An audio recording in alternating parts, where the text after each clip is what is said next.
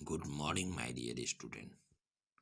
Today I am going to explain new topic.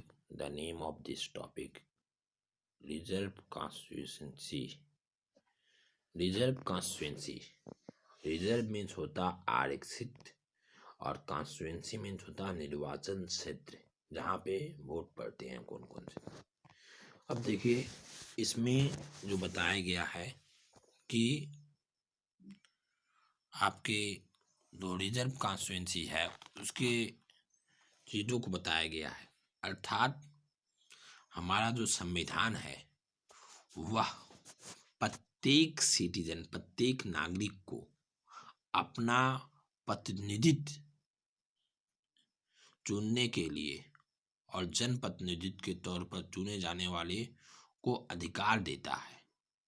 लेकिन हमारे संविधान निर्माताओं की चिंता थी, यह चिंता थी कि जो रिप्रेजेंटेटिव होंगे, ठीक है, चिंता किस चीज़ की थी कि जो रिप्रेजेंटेटिव होंगे बड़ी थी कि जो रिप्रेजेंटेटिव होंगे वे खुले चुनाव मुकाबले में कुछ कमजोर समूह भी लोकसभा में विधानसभा में पहुंच नहीं पाए।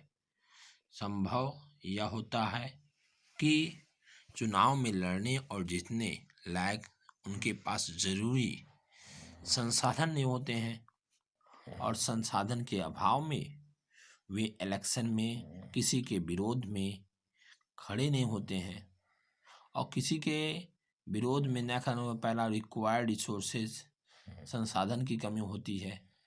संसाधन बहुत सारे संसाधन चीज़ें हैं उनकी कमी होती है और इसलिए वह किसी के अगेंस्ट खड़े नहीं होते हैं। अब जब किसी के अगेंस्ट वो खड़े नहीं होंगे तो इससे क्या हुआ? इससे यह होगा कि विधानसभा में हमारी आबादी के एक बड़े हिस्से की आवाज़ नहीं पहुंच पाएगी। इससे हमारा लोकतांत्रिक प्रतिनिधित्व का चरित्र कमज़ोर दिखेगा और कमज़ोर दिखने के कारण उसमें हम लोगों को विभिन्न प्रकार की समस्याओं का सामना करना पड़ेगा। ठीक है, अब देखिए so the makers of our constitution, इसलिए जो संविधान निर्माता थे, so the makers of our constitution, इसलिए जो संविधान निर्माता थे कि ने कमजोर वर्गों के लिए रिजर्व कर दिया, आरक्षित निर्वाचन क्षेत्र को विशेष व्यवस्था होती, ठीक है, for the weaker section, for the weaker section के लिए, और इसके बाद फॉर द वीकर सेक्शन के लिए, ठीक है, और यह बताया गया कि फॉर द वीकर सेक्शन के लिए यह किया गया और इसके बाद यह देखा गया कि किस प्रकार उसमें जो जातियां हैं उन जातियों के लिए उसने विभिन्न प्रकार के जैसे अनुसूचित जाति के लोगों के लिए आरक्षित किया और कुछ अनुसूचित जनजातियों के लिए किया और अनुसूचित जाति के लिए आरक्षित सीट पर केवल अनुसूचित जाति ही चुनाव लड़ सकते हैं, दूसरी कोई पार्टी नहीं लड़ सकती। इसी तरह सिर्फ अनुसूचित जनजाति के जो व्यक्ति केवल जनजाति में आरक्षित होते थे। अब लोकसभा में टोटल जो सीटें हैं उन सीटों के आधार पे 79 सीट्स रिजर्व शेड्यूल कास्ट के लिए एंड 41 फॉर शेड्यूल टाइप्स के लिए। और यह भी बताया जा रहा है कि जो ये सीटें पूरी तरह आबादी के उन समूह वाले अनुपात में है जहाँ पे एससी और एससी दोनों जनजातियाँ अपने हिस्से का ग्रुप ले सकती हैं। फिर इसके बाद रिमेनिंग पार्ट में यह बताया जा रहा है कि the system of reservation was extended later to other weakers, कमजोर समूह के लिए आरक्षण की यह व्यवस्था बाद में किसके आधार पे कर दी गई, लोकल लेवल में या डिस्ट्रिक्ट जिले के आधार पे या स्थानीय मतलब स्थानीय लोकल के आधार पे कर दी गई। मैनी स्टेट्स, बहुत से राज्यों में या बहुत से शहरों में ग्रामीण क्षेत्र में जैसे पंचायत की चुनाव होती है और अर्बन शहरी क्षेत्र में म्यूनिसिपैलिटीज की चुनाव होती है, इन सबको इसमें इन्वॉल्व किया गया। और फिर इसके बाद जब इन सबको इन्वॉल्व किया गया तो उसमें बहुत सारे लोग की सीट आती है, जैसे ओबीसी एक टर्म आता है, उसमें ओबीसी की सीट आती है। और स्थानीय पिछड़े वर्ग के लिए आरक्षण लागू हो गया। हर राज्य में आरक्षित सीट की अनुपात अलग अलग है। इसी प्रकार ग्रामीण और शहरी स्थानीय क्षेत्र में अगर हम लोग लेते हैं तो इसमें 1/3 सीट महिलाओं के लिए भी आरक्षित की गई है। अब आ जाइए दूसरा टॉपिक जो होता है वह आपका बहुत ही इंटरेस्टिंग टॉपिक है, voter list. Voter list means होता है आपका मतदान सूची, जो वोट दिया जाता है उसमें जिनका जिनका नाम रहता है उसे हम लोग वोटर लिस्ट कहते हैं। देखिए, once the constituencies are decided, the next step is to decide who can and who can not vote. मतलब एक बार जब निर्वाचन से फैसला कर देता है होता है, तब यह तय कर दिया जाता है कि कौन वोट दे सकता है और कौन वोट नहीं दे सकता है इसमें। और इसके बाद यह भी फैसला की अंतिम दिन होती है, तब तक कि किसी के भरोसे नहीं छूट सकते हैं। लोकतांत्रिक जो चुनाव है, उस लोकतांत्रिक चुनाव में मतदान की योग्यता रखने वाली सूची चुनाव से काफ़ी पहले तैयार कर ली जाती है। और मतदान की योग्यता रखने वाले को काफ़ी पहले तैयार कर लिया, और यह भी हर किसी को, ठीक है, हर किसी को यह जो होता है उसमें इस चीज़ को सम्मिलित किया जाता है हर किसी को, ठीक है, बिफोर उसी को जो अधिकारी, इस सूची के अधिकारी के रूप जो होते हैं मतदाता सूची कहते हैं। आम तौर पे इसे वोटर लिस्ट भी कहा जाता है। फिर इसके बाद देखिए, यह इसमें महत्वपूर्ण कदम होता है क्योंकि इसका सीधा संबंध लोकतांत्रिक चुनाव की पहली सद अपनी प्रतिनिधित्व को चुनने के लिए हर किसी को समान अवसर मिल लेते हैं। पहले हमने देखा कि इसमें यूनिवर्सल एडल्ट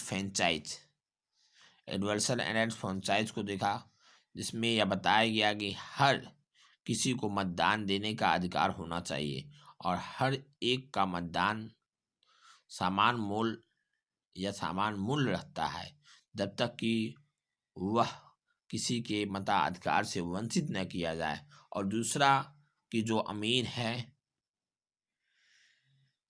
अमीर है या जो गरीब हैं, या कोई बहुत पढ़ा लिखा है कोई कम पढ़ा लिखा है, कोई दयालु है कोई दयालु नहीं है, हर कोई में इंसान ही है, सभी को इंसान ह्यूमन बींग्स ही कहा जाता है, कोई दूसरा चीज नहीं कहा जाता। इसलिए सभी उसी कैटेगरीज में आते हैं और अपनी जो ज़रूरत होती है उन ज़रूरतों और विचारों के अनुपात समाज में योगदान करते हैं।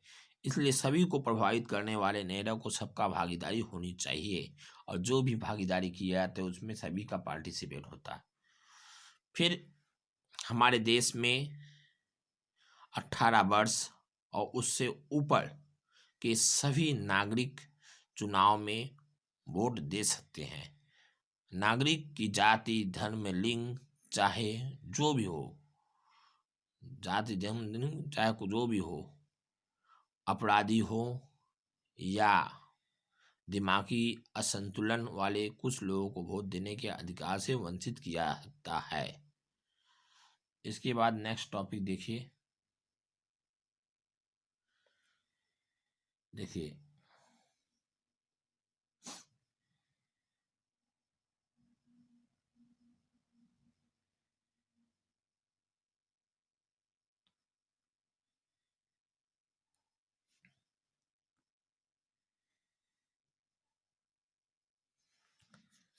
देखिए, अब हम लोगों के पास एक दूसरा इलेक्ट्रो उम्मीद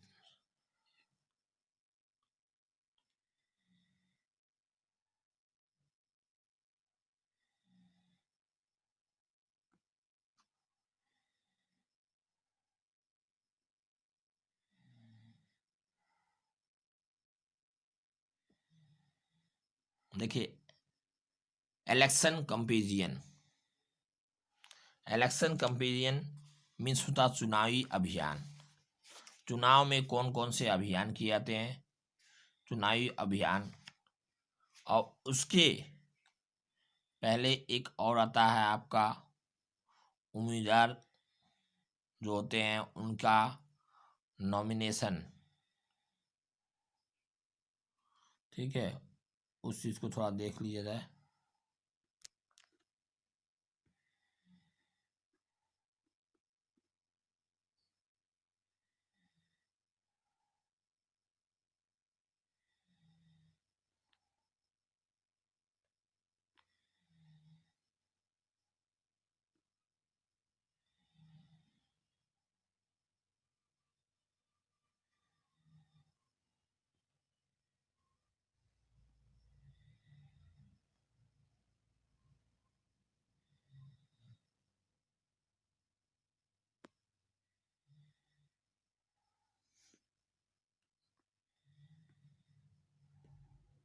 देखिए,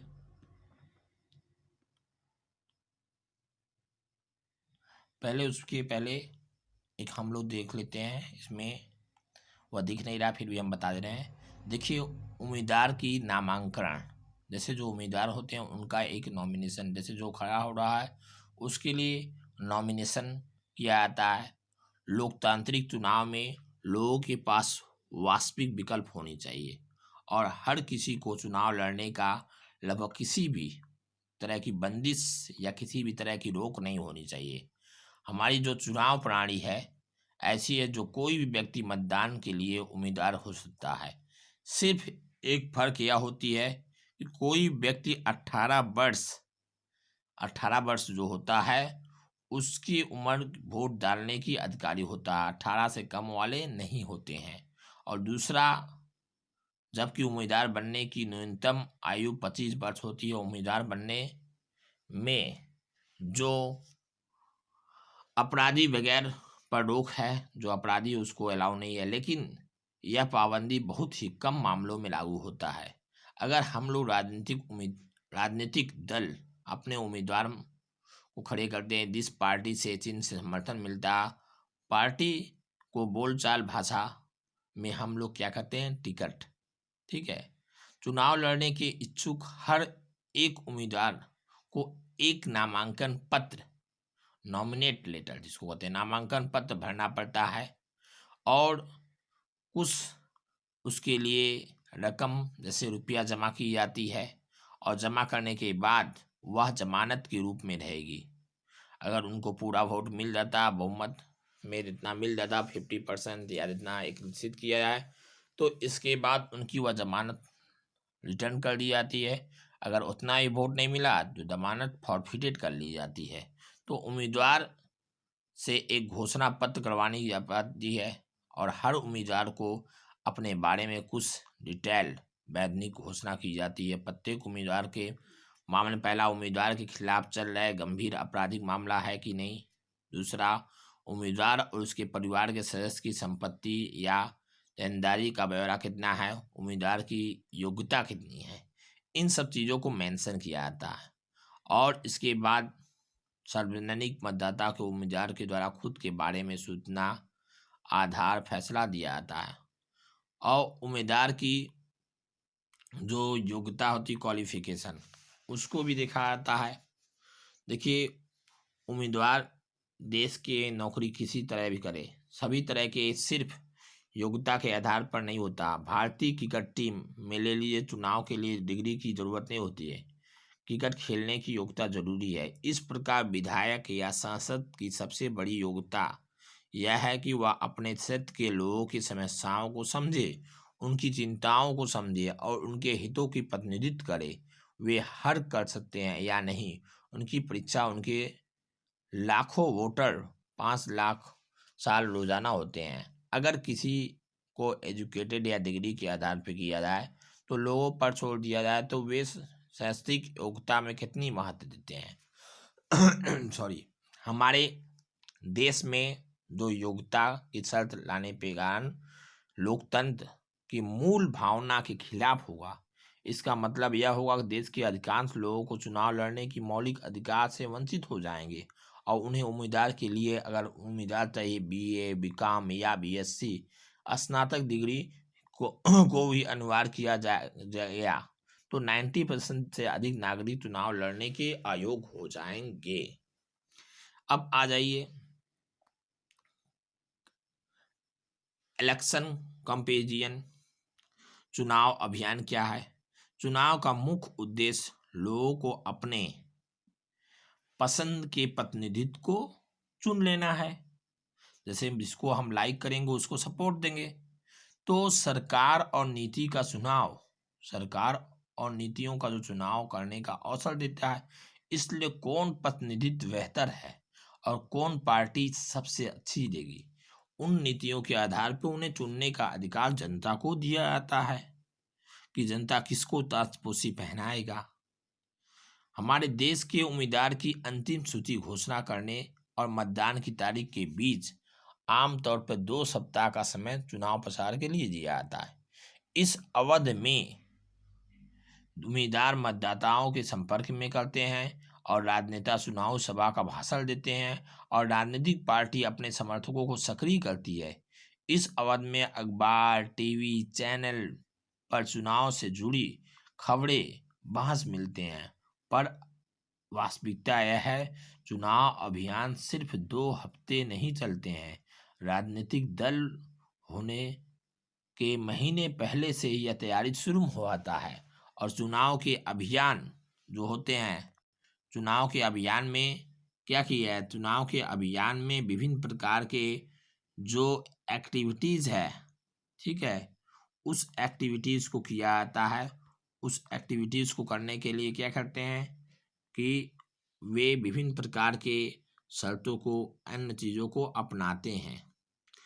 देखिए जैसे दिया है, Congress party lead by the Indira Gandhi gave the slogan गरीबी हटाओ, रिमूव पॉवर्टी। अर्थात यह कहने का अर्थ है कि इंदिरा गांधी के नेतृत्व में जब कांग्रेस पार्टी ने 1971 के लोकसभा चुनाव में गरीबी हटाओ का स्लोगन नारा दिया था, तो पार्टी ने वादा किया कि वह सरकार की सारी नीतियों में बदलाव करने से सबसे पहले उसकी क्या एजेंडा होगी कि गरीबी को रिमूव करेगी। फिर सेफ डेमोक्रेसी, दूसरा होगा लोकतंत्र को बचाओ। तो 1977 में एक लोकसभा चुनाव में जयप्रकाश नारायण जी ने लोकसभा इलेक्शन हेल्ड इन 1977 में लोकसभा अध्यक्ष जयप्रकाश जी के नेतृत्व में जनता पार्टी ने एक स्लोगन दिया। क्या स्लोगन था? सेफ डेमोक्रेसी, लोकतंत्र बचाओ। पार्टी के ने आपातकालीन के दौरान हुए अधिकतर को समाप्त करना और नागरिक आज़ादी को बारे में वादा किया। फिर इसके बाद आ जाइए, तीसरा है कि the left front use the slogan land to the tiller, means जमीन जोतने वाले के लिए यह फैसला था। कहने का मतलब यह है, जो वामपंथी दलों ने 1977 ईस्वी में पश्चिम बंगाल विधानसभा चुनाव में जीतने वाले का यह स्लोगन था। फिर इसके बाद हम लोग यह देखते हैं कि 1983 में आंध्र प्रदेश के विधानसभा चुनाव में तेलुगु देश के पार्टी के नेता एन टी रामाराव के नेतृत्व में तेलुगु स्वाभिमान का नारा दिया गया। ठीक है।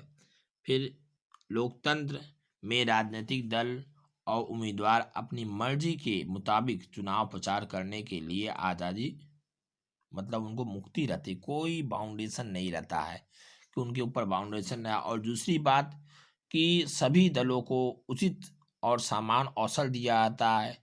कई बार यह भी देखा गया कानून के अनुसार, जो कानून होता है उसके अनुसार उम्मीदवारों की पार्टी में काम नहीं कर पाते हैं। फिर इसके बाद देखिए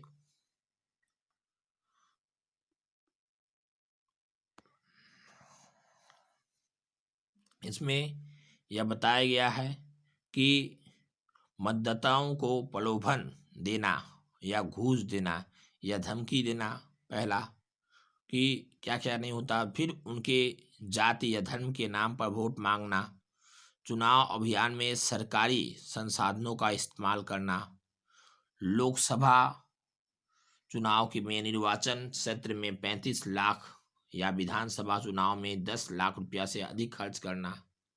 अगर ये सब होते हैं तो किसी भी मामले में दोषी पाए जाने पर उनका चुनाव रद्द कर दिया जाएगा। इन कानूनी के अलावा राजनीतिक पार्टियों को चुनाव प्रचार का आदर्श जो होता आचार संहिता को भी स्वीकार किया जाता है। इसमें उम्मीदवार और पार्टियों को यह सब करने की मना होती है, रोक होती है कि ये सब मत करें। ओके। फिर देखिए इसके बाद जो चुनाव आदि घोषणा की जाती है, मंत्री किसी भी योजना का शिलान्यास करते हैं, बड़े बड़े नीतिगत फैसले लेते हैं, सुविधाएं देते हैं, इन सब चीज़ों को इसमें आता है। फिर आ रहा है polling and counting of votes. Polling मतलब जो मतदान और मतगणना दोनों के बारे में बताया जाएगा। इसमें बताया चुनाव का आखिरी चरण क्या होता है। मतदाताओं द्वारा वोट देना, इस दिन का आमतौर पर चुनाव का एक दिन कहते हैं। मतदाता सूची के नाम पर हर व्यक्ति अपने इलाके में स्थित मतदान केंद्र पर जाता है और अस्थायी तौर पे वह क्या करता है, मतदान केंद्र पर आता है। अस्थायी तौर पे स्थानीय स्कूल या किसी सरकारी इमारत में बना होता है। जब मतदाता मतदान केंद्र में जाता है तो चुनावी अधिकारी उसे पहचान कर उसकी उंगली पर एक काला सा निशान लगा देते हैं और उसे वोट डालने की अनुमति दे देते हैं। सभी उम्मीदवार के जो एजेंट होते हैं, एजेंडों की मतदान केंद्र के अंदर बैठने की इजाज़त होती है, जिससे कि वे देखरेख और चुनाव ठीक ढंग से कर सके।